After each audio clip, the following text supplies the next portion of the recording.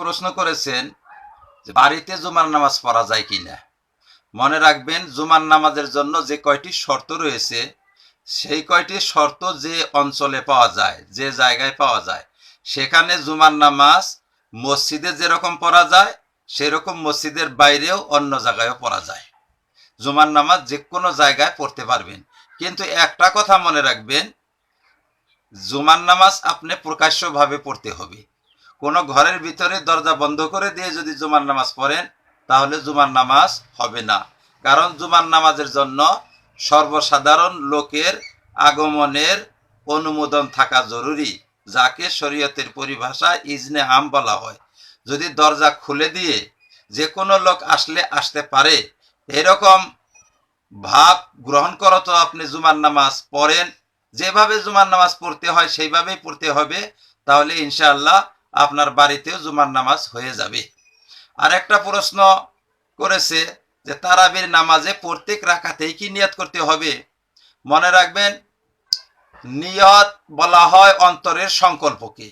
যখন আপনি নামাজের সংকল্প করলেন তখন এই সংকল্প করার পর তাকবীরে তাহরিমা বলে নামাজ আরম্ভ করতে পারেন। কিন্তু এই সংকল্পটা নষ্ট হয় কখন এইটা জেনে নিন। নামাজে এই সংকল্প নষ্ট হয় না। অর্থাৎ প্রথম 2 রাকাত পড়লেন, সাথে সাথে আবার 2 রাকাত পড়লেন, সাথে সাথে আবার 2 রাকাত পড়লেন, এইভাবে আপনি পড়তেই থাকবেন। আপনি যে তারাবির নামাজ সংকল্প করেছেন এই সংকল্পটা আপনার বহাল থাকবে। কিন্তু 2 রাকাত পড়ার পর যদি আপনি নামাজ বিরোধী কোনো কাজে লিপ্ত হন, পানাহারে লিপ্ত হলেন, আলাপ গল্প গুজবে লিপ্ত হলেন, তাহলে আপনার পুনরায় নিয়ত করতে হবে বা সংকল্প নবায়ন করতে হবে, তবে আপনার নামাজ হবে।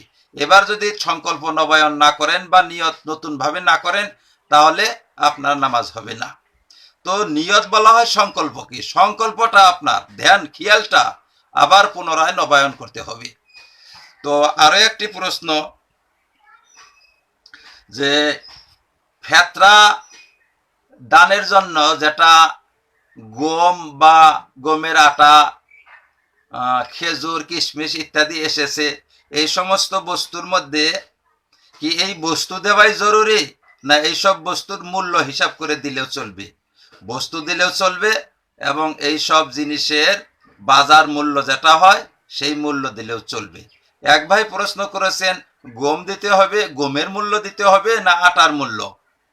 গমের মূল্য দিলেও চলবে, তবে আটার মূল্য দেওয়াটা ভালো, গরিবের হকে ভালো, গরিব একটু সুবিধা পায়, আর সব ক্ষেত্রেই গরিবের দিকে লক্ষ্য করাটা উত্তম। তবে গমের মূল্য যদি দেন তবুও ফেতরা আদায় হয়ে যাবে।